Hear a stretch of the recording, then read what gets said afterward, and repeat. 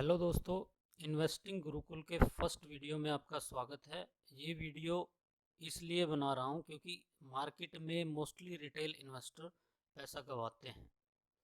तो चलिए इसके पीछे का रीज़न जानते हैं कि क्या रीज़न है रिटेल इन्वेस्टर हमेशा लॉस करता है। पहला रीज़न है कि रिटेल इन्वेस्टर जब भी मार्केट में आएगा तो वो ट्रेडिंग से स्टार्टिंग करता है और ट्रेडिंग में भी वो ऑप्शन को चुनता है।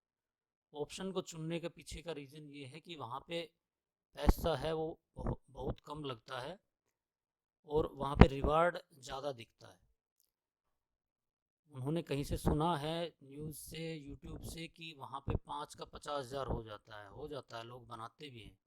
लेकिन उनके पास स्किल है, जो बनाते हैं उनके पास स्किल है, उन्होंने सीखा है मार्केट कैसे बिहेव करती है। आपने सीखा नहीं है, आप केवल सुनी सुनाई बातों पे विश्वास करके और वहाँ पे एंटर हो जाते हो ऑप्शन में। और ऑप्शन इतना खतरनाक है, इतना रिस्की है कि आप उसके जो रिजल्ट है वो देखोगे ना तो एक एक दिन में पूरी कैपिटल वाइप आउट हो जाती है। और रिटेल इन्वेस्टर में सबसे बड़ी कमी ये है कि उसको बहुत जल्दी अमीर बनना है। एफडी तो वो करवाएगा 5% 6% के रेट पे, लेकिन जब मार्केट में आएगा तो उसको 10 दिन में ही पैसा डबल चाहिए।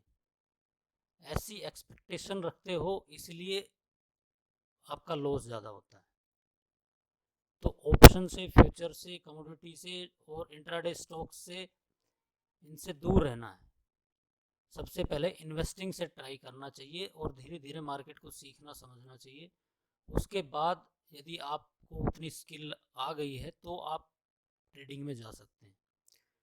एक बात ध्यान रखना दोस्तों, ये जो बिजनेस है ये हाईली प्रोफेशनल लोग चलाते हैं और उनसे जीतने के लिए आपको उस तरह की स्किल्स एक्वायर करनी पड़ेगी, नहीं तो आप यहाँ से 1 रुपया भी नहीं लेके जा सकते।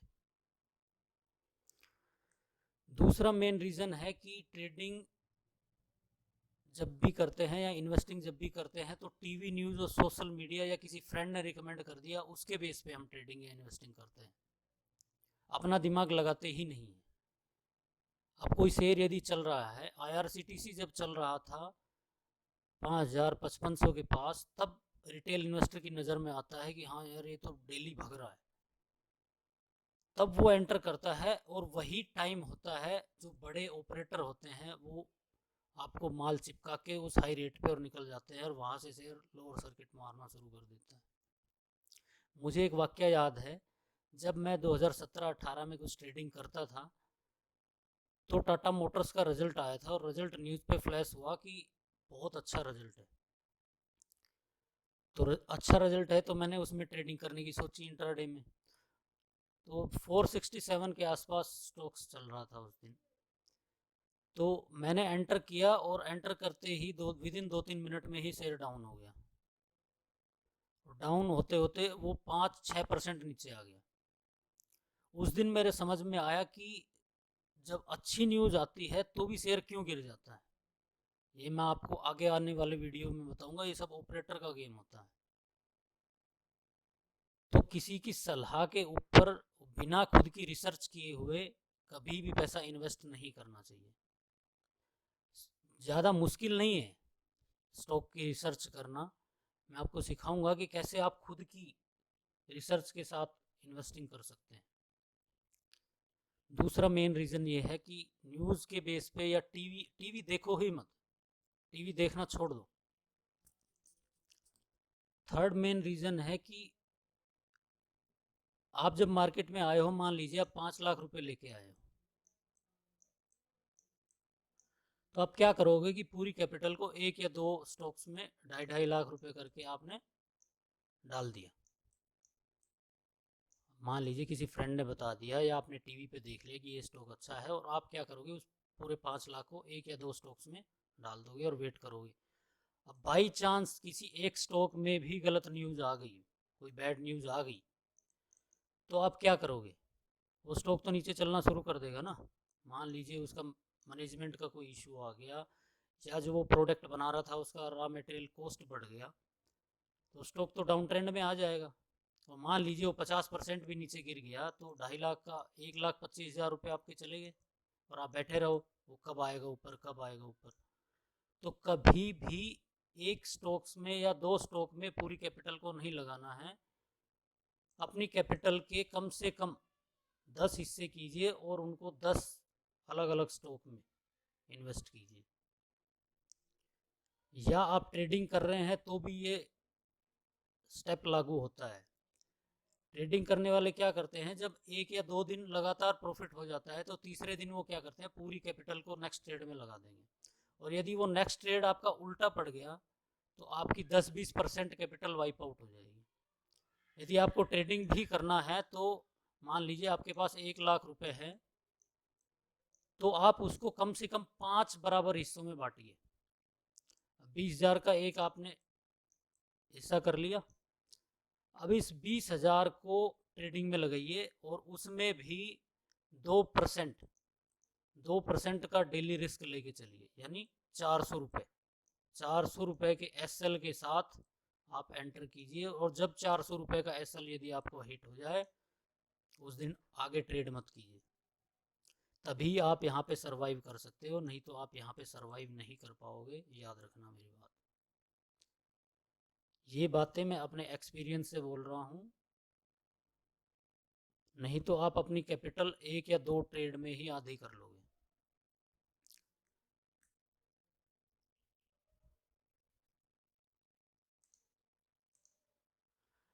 नेक्स्ट मेन रीज़न है दोस्तों कि लैक ऑफ नॉलेज और स्किल्स। हम यहाँ पैसे कमाने तो आए हैं, लेकिन हम क्या सोचते हैं कि ये तो यहाँ तो पैसे बनाना बहुत आसान है। यहाँ पे दोस्तों बहुत ही हाईली प्रोफेशनल लोग काम करते हैं, और यहाँ पे जो स्किल चाहिए ना, वो आपको कहीं मार्केट में कोई भी जॉब करोगे ना तो वहाँ जो स्किल चाहिए यहाँ उससे 2 गुना 3 गुना ज़्यादा स्किल चाहिए आपको। तो यहाँ यदि पैसा कमाना है तो आपको पढ़ना पड़ेगा, सीखना पड़ेगा।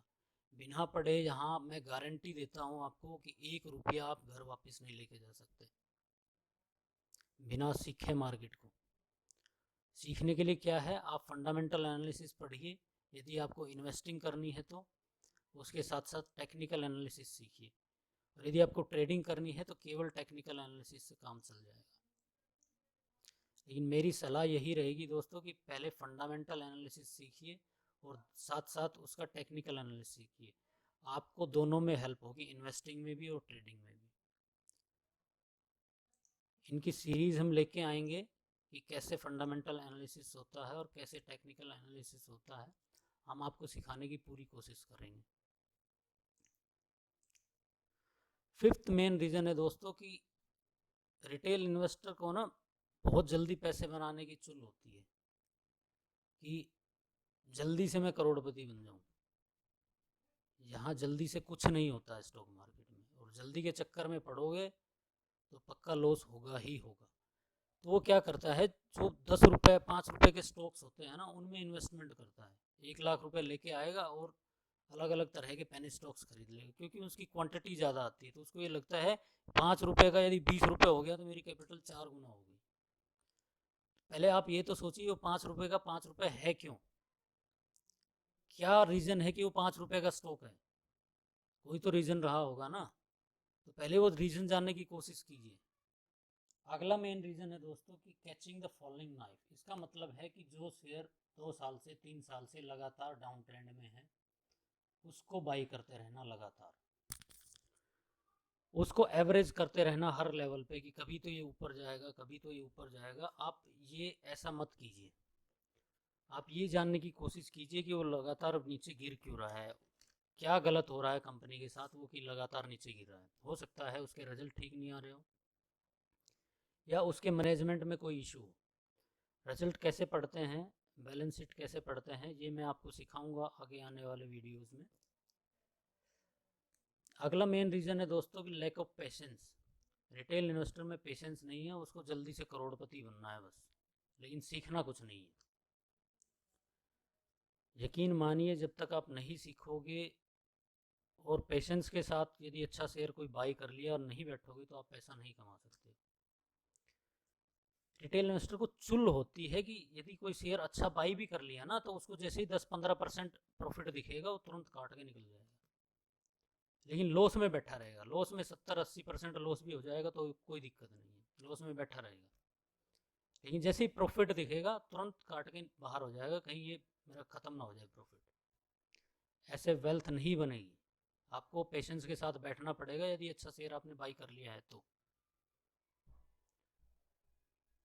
एक मेन रीज़न और है कि वो टिप्स के सहारे रहते हैं कि मेरे को कोई टिप दे दे और अच्छी सी, और मैं उसको बाई करके और करोड़पति बन जाऊँ। टिप के सहारा यदि कोई करोड़पति बनता ना तो आज पता नहीं इतने पैसे वाले लोग बैठे हैं, वो नहीं ले लेते टिप।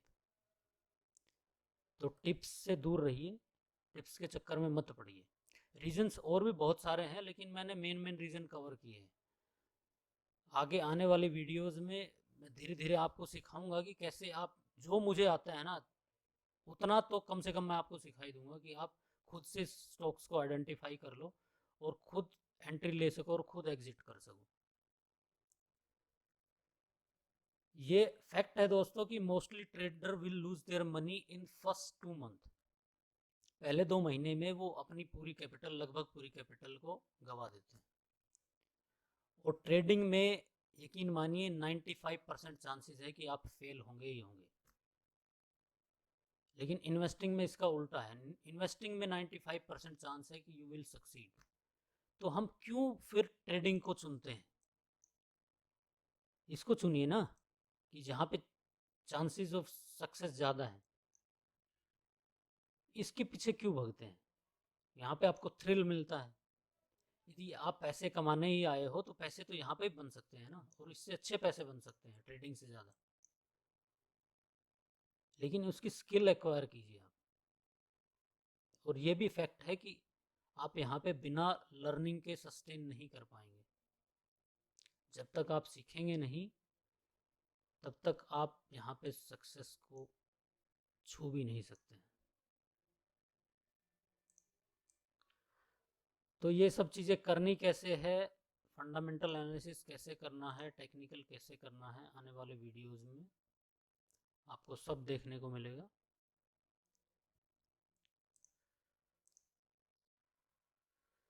ये कुछ कोट्स है दोस्तों कि when student is ready the master appears. जब आप सीखने की इच्छा करोगे ना तो आपके सामने के जो रास्ते हैं ना वो सब खुलते हुए चले जाएंगे। एक कोट्स ये मैंने बनाया था कोट्स कि you can't win to an operator so learn to chase him. कि आप ऑपरेटर से कभी जीत नहीं सकते। ऑपरेटर वो होता है जिसके पास बहुत सारे पैसे होते हैं, उसके पास हाई स्किल्ड की टीम होती है और वो रिटेल इन्वेस्टरों के पैसे अपने पास लेके जाता है। आप उस ऑपरेटर से कभी नहीं जीत पाएंगे। तो उसको चेज करिए कि वो अपने निशान कहाँ पे छोड़ रहा है। उसके निशान को चार्ट पर आइडेंटिफाई करने की कोशिश कीजिए कि वो कहाँ पे एंट्री ले रहा है, उसके पीछे पीछे चलिए, तब आप स्टॉक मार्केट में सक्सेस हो सकते हैं। तो ये निशान पकड़ने के लिए आपको हम टेक्निकल एनालिसिस सिखाएंगे। टेक्निकल एनालिसिस, मैं कैसे कोई शेयर गिर रहा है और वहाँ पे एंट्री देता हूँ, तो मैं यही पकड़ता हूँ कि ऑपरेटर कहाँ पे एंट्री ले रहा है। तो आने वाले वीडियोस में हम टेक्निकल और फंडामेंटल एनालिसिस की सीरीज शुरू करेंगे। सो थैंक यू दोस्तों, इतना ही था इस वीडियो में। मिलते हैं नेक्स्ट वीडियो में, तब तक के लिए stay connected, stay healthy, good bye.